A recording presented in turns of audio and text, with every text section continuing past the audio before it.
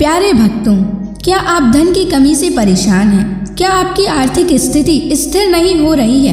क्या आपका व्यापार सही तरीके से नहीं चल रहा है? तो आज आप सही वीडियो पर आए हैं, क्योंकि आज हम आपको हनुमान जी का एक ऐसा चमत्कारी और प्रभावशाली मंत्र बताने जा रहे हैं, जिस मंत्र के प्रभाव से अचानक धन प्राप्ति के योग बनते हैं, व्यापार और नौकरी में सफलता मिलती है, घर परिवार में सुख समृद्धि का आगमन होता है। इसलिए प्यारे भक्तों, आप इस मंत्र का जाप नियमित 108 बार करें और पूरी श्रद्धा के साथ करें, क्योंकि इस मंत्र के जाप का फल आपको जल्द ही प्राप्त हो जाएगा। हनुमान जी की उपासना और मंत्रों का जाप जो भी भक्त करता है, उसकी सभी मनोकामनाएं पूरी होती हैं और उसकी सभी समस्याएं हमेशा के लिए खत्म हो जाती हैं। वो सदैव के लिए हनुमान जी के शरणों में चला जाता है और उस पर हमेशा हनुमान जी की असीम कृपा बनी रहती है। इसलिए प्यारे भक्तों, इस मंत्र का जाप नियमित 108 बार करें और जब भी आप इस मंत्र का जाप करें तो इस वीडियो को चला लें। आप इस वीडियो को अपने मोबाइल फ़ोन पर चलाकर अपने घर, दुकान या ऑफिस में छोड़ दें, जिससे हनुमान जी की कृपा उन सभी स्थानों पर भी बनी रहे और आपकी कार्य में आपको सफलता प्राप्त हो। अगर आप हनुमान जी का आशीर्वाद प्राप्त करना चाहते हैं तो इस वीडियो को लाइक और चैनल को सब्सक्राइब जरूर कर दीजिए और कमेंट बॉक्स में हनुमान जी की जय अवश्य लिख दीजिए। तो चलिए भक्तों, मंत्र का जाप करना प्रारंभ करते हैं। ओम हनुमते वज्रदेहाय कर्म सिद्धिं कुरु स्वाहा। ओम हनुमते वज्रदेहाय कर्म सिद्धिं कुरु स्वाहा। ओम हनुमते वज्रदेहाय कर्म सिद्धिं कुरु स्वाहा। ओम हनुमते वज्रदेहाय कर्म सिद्धिं कुरु स्वाहा।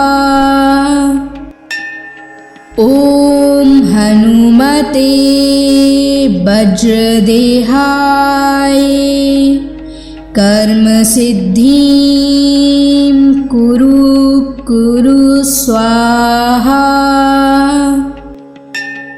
ओम हनुमते वज्रदेहाय कर्म सिद्धिं कुरु स्वाहा। ओम हनुमते वज्रदेहाय कर्म सिद्धिं कुरु स्वाहा। ओम हनुमते वज्रदेहाय कर्म सिद्धिं कुरु स्वाहा। ओम हनुमते वज्रदेहाय कर्म सिद्धिं कुरु स्वाहा। ओम हनुमते वज्रदेहाय कर्म सिद्धिं कुरु स्वाहा। ओम हनुमते वज्रदेहाय कर्म सिद्धिं कुरु स्वाहा। ओम हनुमते वज्रदेहाय कर्म सिद्धिं कुरु कुरु स्वाहा। ॐ हनुमते वज्रदेहाय कर्म सिद्धिं कुरु कुरु स्वाहा। ॐ हनुमते वज्रदेहाय कर्म सिद्धिं कुरु कुरु स्वाहा। ॐ हनुमते वज्रदेहाय कर्म सिद्धिं कुरु कुरु स्वाहा। ॐ हनुमते वज्रदेहाय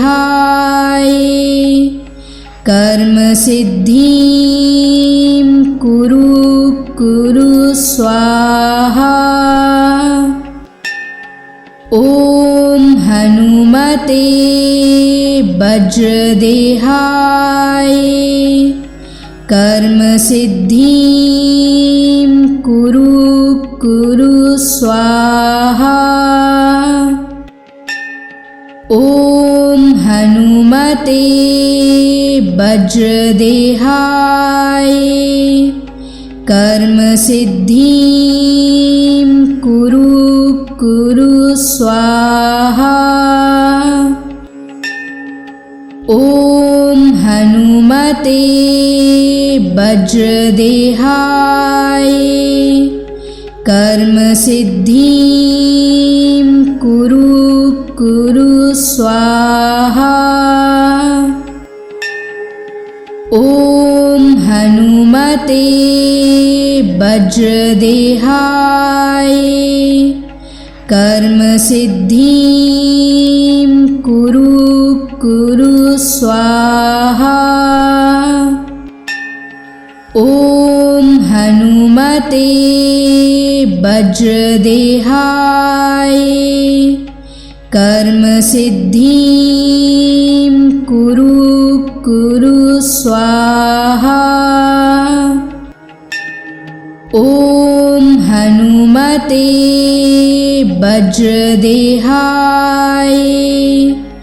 कर्म सिद्धिं कुरु कुरु स्वाहा। ॐ हनुमते वज्रदेहाय कर्म सिद्धिं कुरु कुरु स्वाहा। ॐ हनुमते वज्रदेहाय कर्म सिद्धिं कुरु कुरु स्वाहा। ॐ हनुमते वज्रदेहाय कर्म सिद्धिं कुरु कुरु स्वाहा। ॐ हनुमते वज्रदेहाय कर्म सिद्धिं कुरु कुरु स्वाहा। ॐ हनुमते वज्रदेहाय कर्म सिद्धिं कुरु कुरु स्वाहा। ॐ हनुमते वज्रदेहाय कर्म सिद्धिं कुरु कुरु स्वाहा।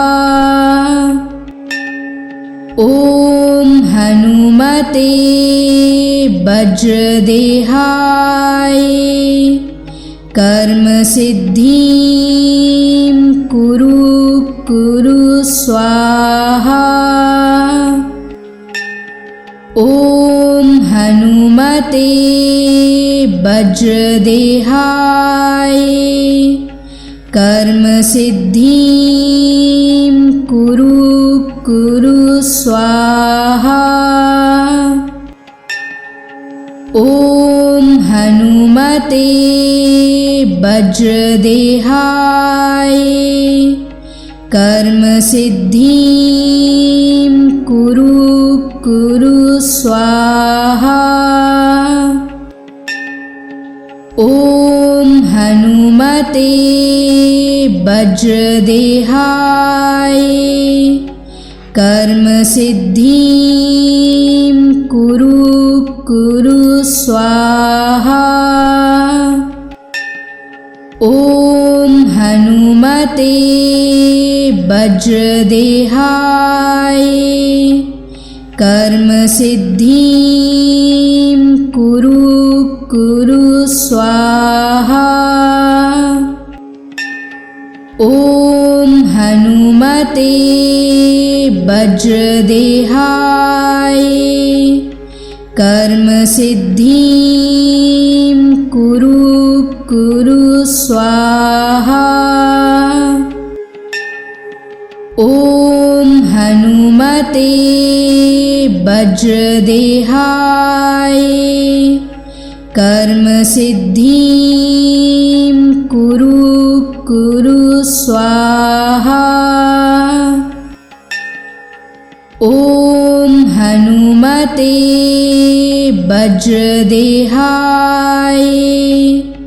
कर्म सिद्धिं कुरु स्वाहा। ॐ हनुमते वज्रदेहाय कर्म सिद्धिं कुरु स्वाहा। ॐ हनुमते वज्रदेहाय कर्म सिद्धिं कुरु स्वाहा। ॐ हनुमते वज्रदेहाय कर्म सिद्धिं कुरु स्वाहा। ॐ हनुमते वज्रदेहाय कर्म सिद्धिं कुरु स्वाहा। ॐ हनुमते वज्रदेहाय कर्म सिद्धिं कुरु स्वाहा। ॐ हनुमते वज्रदेहाय कर्म सिद्धिं कुरु स्वाहा। ॐ हनुमते वज्रदेहाय कर्म सिद्धिं कुरु स्वाहा। ॐ हनुमते वज्रदेहाय कर्म सिद्धिं कुरु स्वाहा। ॐ हनुमते वज्रदेहाय कर्म सिद्धिं कुरु स्वाहा। ॐ हनुमते वज्रदेहाय कर्म सिद्धिं कुरु स्वाहा। ॐ हनुमते वज्रदेहाय कर्म सिद्धिं कुरु कुरु स्वाहा। ॐ हनुमते वज्रदेहाय कर्म सिद्धिं कुरु कुरु स्वाहा। ॐ हनुमते वज्रदेहाय कर्म सिद्धिं कुरु कुरु स्वाहा। ॐ हनुमते वज्रदेहाय कर्म सिद्धिं कुरु कुरु स्वाहा। ॐ हनुमते वज्रदेहाय कर्म सिद्धिं कुरु कुरु स्वाहा। ॐ हनुमते वज्रदेहाय कर्म सिद्धिं कुरु कुरु स्वाहा। ॐ हनुमते वज्रदेहाय कर्म सिद्धिं कुरु कुरु स्वाहा। ॐ हनुमते वज्रदेहाय कर्म सिद्धिं कुरु कुरु स्वाहा। ॐ हनुमते वज्रदेहाय कर्म सिद्धिं कुरु कुरु स्वाहा।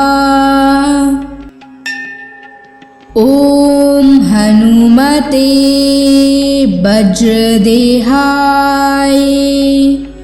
कर्म सिद्धिं कुरु कुरु स्वाहा। ॐ हनुमते वज्रदेहाय कर्म सिद्धिं कुरु कुरु स्वाहा। ॐ हनुमते वज्रदेहाय कर्म सिद्धिं कुरु कुरु स्वाहा। ॐ हनुमते वज्रदेहाय कर्म सिद्धिं कुरु कुरु स्वाहा। ॐ हनुमते वज्रदेहाय कर्म सिद्धिं कुरु कुरु स्वाहा। ॐ हनुमते वज्रदेहाय कर्म सिद्धिं कुरु कुरु स्वाहा। ॐ हनुमते वज्रदेहाय कर्म सिद्धिं कुरु कुरु स्वाहा। ॐ हनुमते वज्रदेहाय कर्म सिद्धिं कुरु कुरु स्वाहा। ॐ हनुमते वज्रदेहाय कर्म सिद्धिं कुरु कुरु स्वाहा। ॐ हनुमते वज्रदेहाय कर्मसिद्धिं कुरु स्वाहा। ॐ हनुमते वज्रदेहाय कर्मसिद्धिं कुरु स्वाहा। ॐ हनुमते वज्रदेहाय कर्मसिद्धिं कुरु स्वाहा। ॐ हनुमते वज्रदेहाय कर्मसिद्धिं कुरु स्वाहा। ॐ हनुमते वज्रदेहाय कर्मसिद्धिं कुरु स्वाहा। ॐ हनुमते वज्रदेहाय कर्मसिद्धिं कुरु स्वाहा। ॐ हनुमते वज्रदेहाय कर्मसिद्धिं कुरु स्वाहा। ॐ हनुमते वज्रदेहाय कर्मसिद्धिं कुरु स्वाहा। ॐ हनुमते वज्रदेहाय कर्मसिद्धिं कुरु स्वाहा। ॐ हनुमते वज्रदेहाय कर्मसिद्धिं कुरु स्वाहा। ॐ हनुमते वज्रदेहाय कर्मसिद्धिं कुरु स्वाहा। ॐ हनुमते वज्रदेहाय कर्मसिद्धिं कुरु स्वाहा। ॐ हनुमते वज्रदेहाय कर्मसिद्धिं कुरु स्वाहा। ॐ हनुमते वज्रदेहाय कर्मसिद्धिं कुरु स्वाहा। ॐ हनुमते वज्रदेहाय कर्मसिद्धिं कुरु स्वाहा। ॐ हनुमते वज्रदेहाय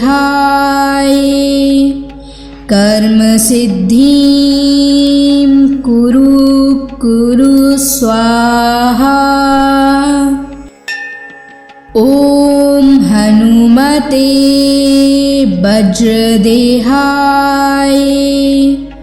कर्मसिद्धिं कुरु स्वाहा।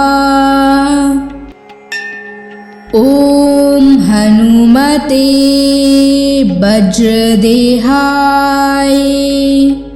कर्म सिद्धिं कुरु कुरु स्वाहा।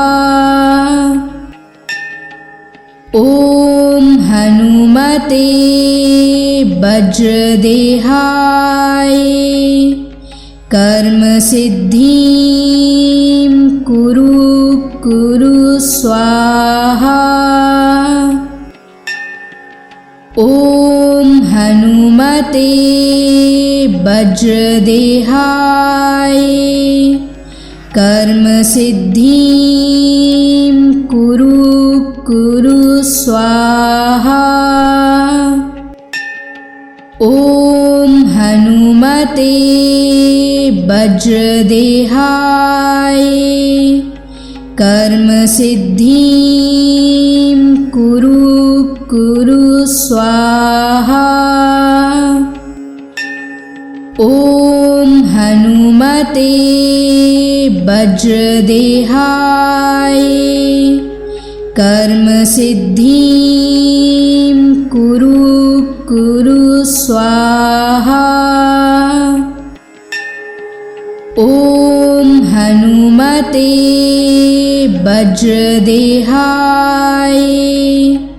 कर्म सिद्धिं कुरु कुरु स्वाहा। ॐ हनुमते वज्रदेहाय कर्म सिद्धिं कुरु कुरु स्वाहा। ॐ हनुमते वज्रदेहाय कर्म सिद्धिं कुरु कुरु स्वाहा। ॐ हनुमते वज्रदेहाय कर्म सिद्धिं कुरु कुरु स्वाहा। ॐ हनुमते वज्रदेहाय कर्म सिद्धिं कुरु कुरु स्वाहा। ॐ हनुमते वज्रदेहाय कर्म सिद्धिं कुरु कुरु स्वाहा। ॐ हनुमते वज्रदेहाय कर्म सिद्धिं कुरु कुरु स्वाहा। ॐ हनुमते वज्रदेहाय कर्म सिद्धिं कुरु कुरु स्वाहा। ॐ हनुमते वज्रदेहाय कर्म सिद्धिं कुरु कुरु स्वाहा। ॐ हनुमते वज्रदेहाय कर्म सिद्धिं कुरु कुरु स्वाहा। ॐ हनुमते वज्रदेहाय कर्म सिद्धिं कुरु कुरु स्वाहा। ॐ हनुमते वज्रदेहाय कर्म सिद्धिं कुरु कुरु स्वाहा। ॐ हनुमते वज्रदेहाय कर्म सिद्धिं कुरु कुरु स्वाहा। ॐ हनुमते वज्रदेहाय कर्म सिद्धिं कुरु स्वाहा। ॐ हनुमते वज्रदेहाय कर्म सिद्धिं कुरु स्वाहा। ॐ हनुमते वज्रदेहाय कर्म सिद्धिं कुरु स्वाहा। ॐ हनुमते वज्रदेहाय कर्म सिद्धिं कुरु स्वाहा। ॐ हनुमते वज्रदेहाय कर्म सिद्धिं कुरु स्वाहा। ॐ हनुमते वज्रदेहाय कर्म सिद्धिं कुरु स्वाहा। ॐ हनुमते वज्रदेहाय कर्म सिद्धिं कुरु स्वाहा। ॐ हनुमते वज्रदेहाय कर्म सिद्धिं कुरु स्वाहा। ॐ हनुमते वज्रदेहाय कर्म सिद्धिं कुरु स्वाहा।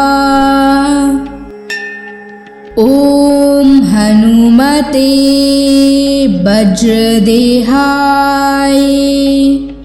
कर्म सिद्धिं कुरु स्वाहा। ॐ हनुमते वज्रदेहाय कर्म सिद्धिं कुरु स्वाहा। ॐ हनुमते वज्रदेहाय कर्म सिद्धिं कुरु स्वाहा। ॐ हनुमते वज्रदेहाय कर्म सिद्धिं कुरु स्वाहा। ॐ हनुमते वज्रदेहाय कर्म सिद्धिं कुरु स्वाहा। ॐ हनुमते वज्रदेहाय कर्म सिद्धिं कुरु स्वाहा। ॐ हनुमते वज्रदेहाय कर्म सिद्धिं कुरु स्वाहा। ॐ हनुमते वज्रदेहाय कर्म सिद्धिं कुरु स्वाहा। ॐ हनुमते वज्रदेहाय कर्म सिद्धिं कुरु कुरु स्वाहा। ॐ हनुमते वज्रदेहाय कर्म सिद्धिं कुरु कुरु स्वाहा। ॐ हनुमते वज्रदेहाय कर्म सिद्धिं कुरु कुरु स्वाहा। ॐ हनुमते वज्रदेहाय कर्म सिद्धिं कुरु कुरु स्वाहा। ॐ हनुमते वज्रदेहाय कर्म सिद्धिं कुरु कुरु स्वाहा। ॐ हनुमते वज्रदेहाय कर्म सिद्धिं कुरु कुरु स्वाहा। ॐ हनुमते वज्रदेहाय कर्म सिद्धिं कुरु कुरु स्वाहा। ॐ हनुमते वज्रदेहाय कर्म सिद्धिं कुरु कुरु स्वाहा। ॐ हनुमते वज्रदेहाय कर्म सिद्धिं कुरु कुरु स्वाहा। ॐ हनुमते वज्रदेहाय कर्म सिद्धिं कुरु कुरु स्वाहा।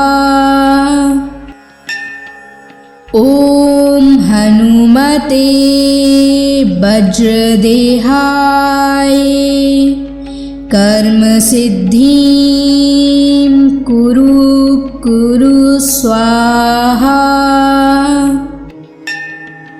ॐ हनुमते वज्रदेहाय